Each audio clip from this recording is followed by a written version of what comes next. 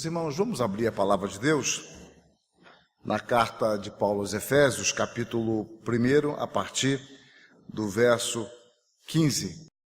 Efésios 1, a partir do verso 15. Diz assim a palavra de Deus: Por isso também eu, tendo ouvido a fé que há entre vós no Senhor Jesus e o amor para com todos os santos, não cesso de dar graças por vós, fazendo menção de vós nas minhas orações, para que o Deus de nosso Senhor Jesus Cristo, o Pai da glória, vos conceda espírito de sabedoria e de revelação no pleno conhecimento dele, iluminados os olhos do vosso coração, para saberdes qual é a esperança do seu chamamento, qual a riqueza da glória da sua herança dos santos, e qual a suprema grandeza do seu poder para com os que cremos, segundo a eficácia da força do seu poder, o qual exerceu ele em Cristo, ressuscitando-o dentre os mortos, fazendo-o sentar à sua direita nos lugares celestiais, acima de todo principado, e potestade, e poder, e domínio, e de todo nome que se possa referir, não só no presente século, mas também no vindouro, e pôs todas as coisas debaixo dos pés, e para ser o cabeça sobre todas as coisas o deu à igreja, a qual é o seu corpo, a plenitude daquele que a tudo enche em todas as coisas. Amém. Meus irmãos, nesta ocasião eu quero me deter nos versos 22 e 23. Eu quero encerrar hoje essa série de exposições desse texto que eu comecei a fazer em fevereiro de 2014. Então hoje eu pretendo encerrar. Nós tivemos a ocasião de expor durante umas 50 vezes esse texto e pudemos aprender juntos um pouco mais sobre a igreja. Eu quero fechar falando sobre a igreja como o corpo de Cristo, ou, mais especificamente, a igreja tendo como cabeça a Jesus Cristo. É interessante entender que esse texto, esses dois versículos finais, melhor dizendo, eles nos dizem três coisas de modo especial. Eu vou me deter numa delas, mas ele nos diz três coisas. A primeira delas, meus irmãos, é que Cristo é o Senhor de todas as coisas. Tudo está debaixo dos seus pés. E a ênfase de colocar todas as coisas debaixo dos seus pés é para mostrar o seu domínio, que envolve inclusive o domínio sobre os seus inimigos. Então, toda a realidade está sob o domínio de Deus. As coisas possíveis, imagináveis, inimagináveis, tudo pertence a Deus. Então, Ele governa tudo, as coisas conhecidas, as coisas ignoradas. Ele governa as coisas que nós podemos ver, as coisas que nós não vemos. O seu domínio não está limitado à nossa compreensão. Ele ultrapassa muito a nossa compreensão. O segundo aspecto decorrente desse é que Ele é Senhor do universo e cuida particularmente da igreja. Esse é um fenômeno curioso e bastante confortador para nós. O Deus que cuida todas as galáxias, das galáxias que nós nem sequer imaginamos que possa existir. O Deus que cuida de todo o universo é o Senhor que cuida dos reis, que cuida da história, que cuida do nosso cabelo que cai, que cuida do pássaro que voa. É o Senhor que cuida da sua igreja. Nada está fora da esfera do domínio do Cristo ressurreto. Isso traz extremo conforto para nós.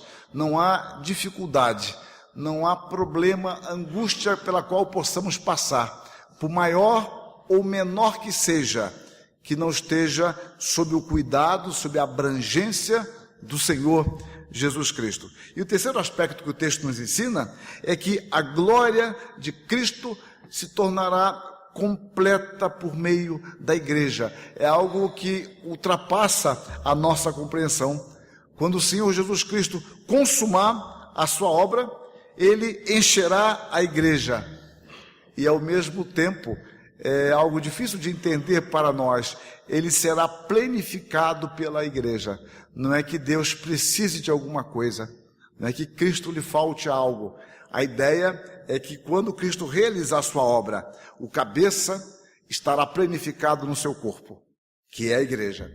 E a igreja estará plenificada no cabeça, que é Jesus Cristo. No verso 23 diz: o qual é o seu corpo, a plenitude daquele que a tudo enche em todas as coisas. Então, tornando a nossa linha mestra, observamos que Paulo diz que Jesus Cristo ressurreto, ele evidencia a supremacia do seu poder, sendo o cabeça da igreja.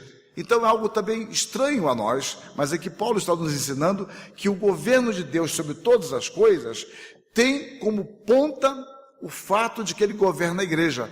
Então ele governa a igreja, é o grande sinal de que ele governa todas as demais coisas, porque todas elas estão abaixo da igreja.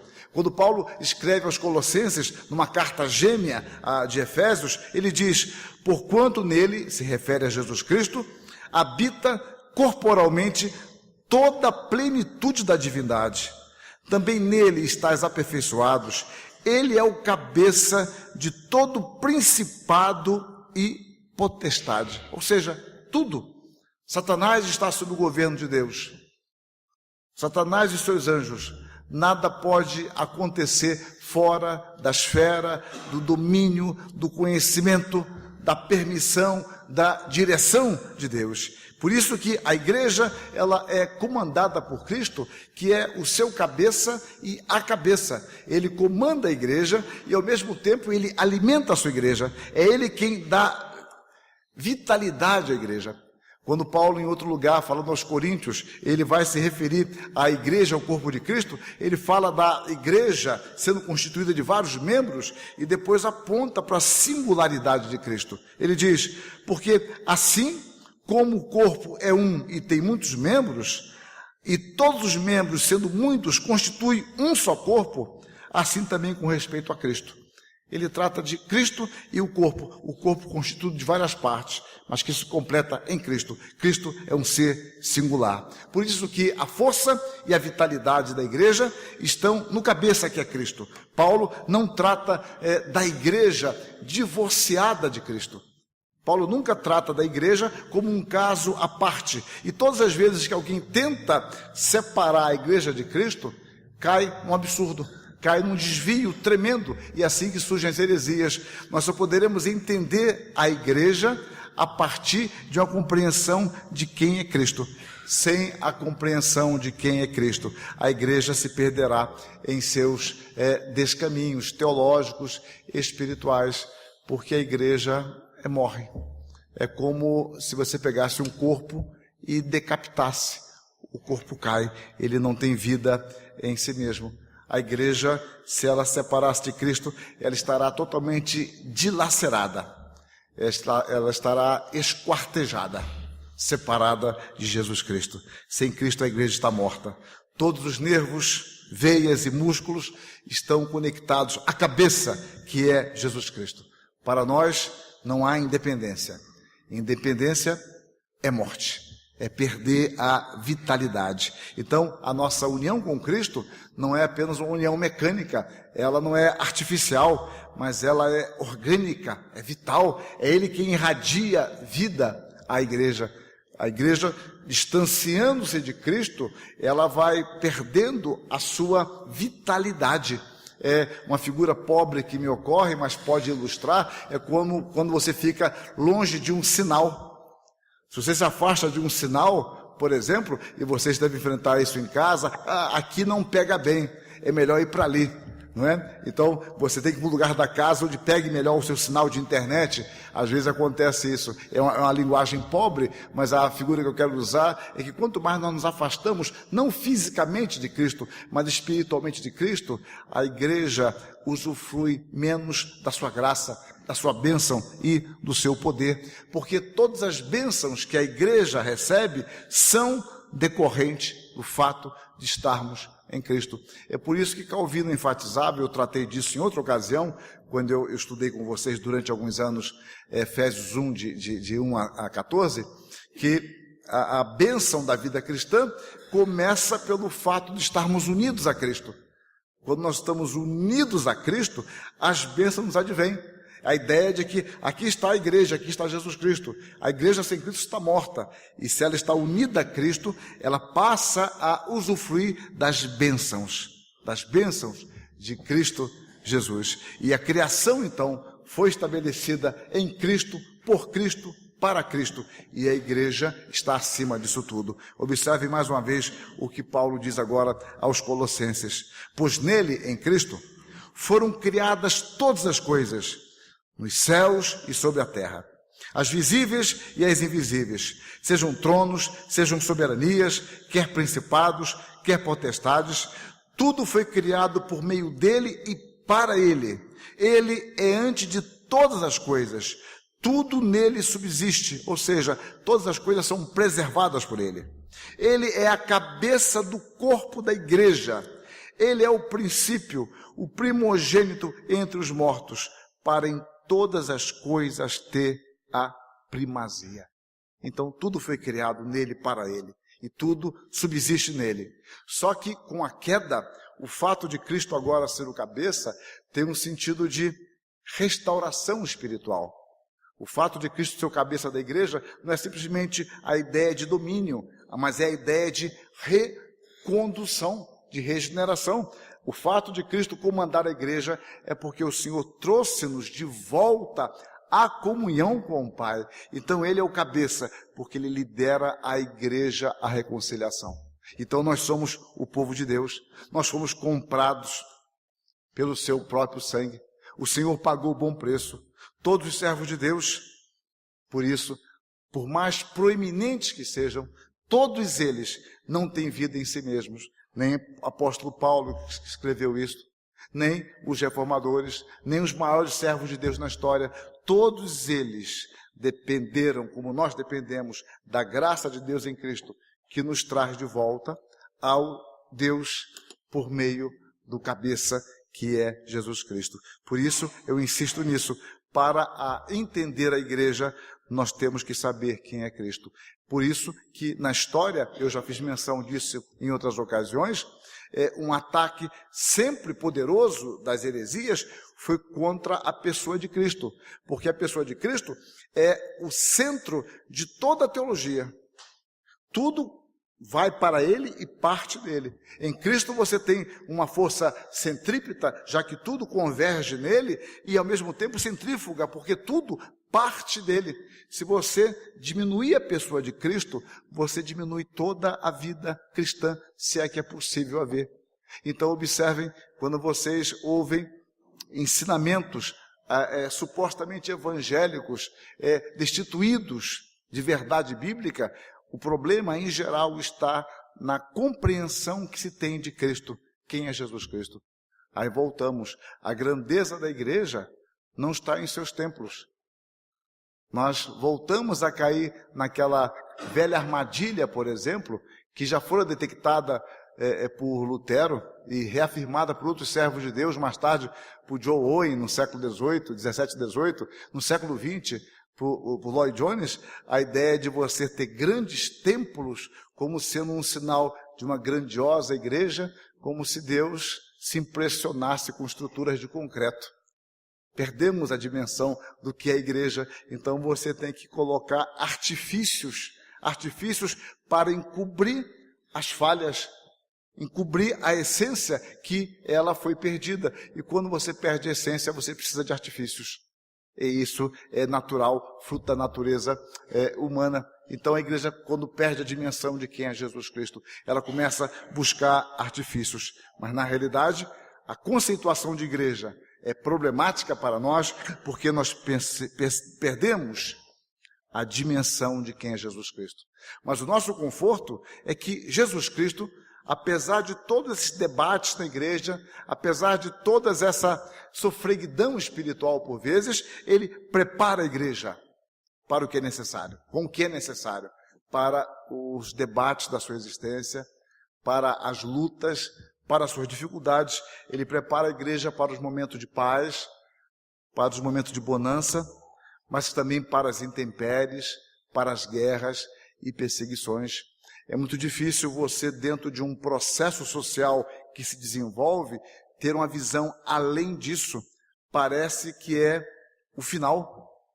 Esses dias eu estava lendo um pouco para me distrair nas férias sobre a década de 60 na Inglaterra, e a impressão que se tinha na década de 60 é que a igreja da Inglaterra iria falir justamente querendo criar uma super igreja, no sentido de unir a todos, negando-se a verdade ou pontos cruciais da verdade, e homens grandiosos, respeitáveis, a quem eu tenho grande admiração, tergiversaram ali, como John Stott, como J.I. Packer, mas tinha um homem, de pequena estatura, mas que foi o grande servo de Deus ali para resistir a tudo isso, que foi Lloyd Jones.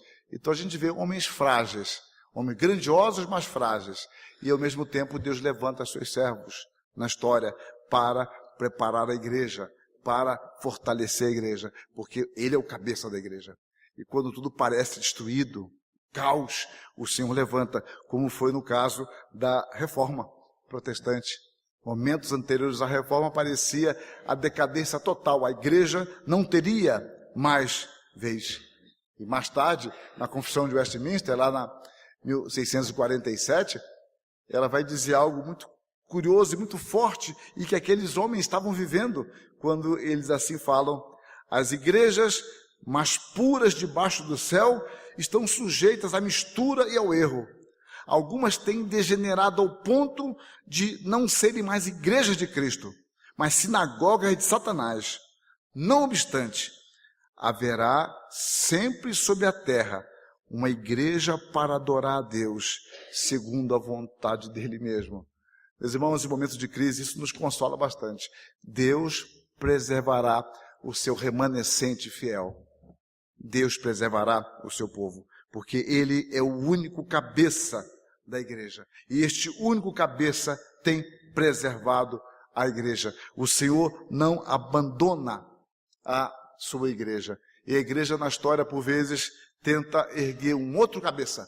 E a Confissão de Westminster também fala sobre isso, porque vivenciava isso de forma muito intensa, que talvez hoje esteja distante para nós, quando diz: não há outro cabeça da igreja senão o Senhor Jesus Cristo.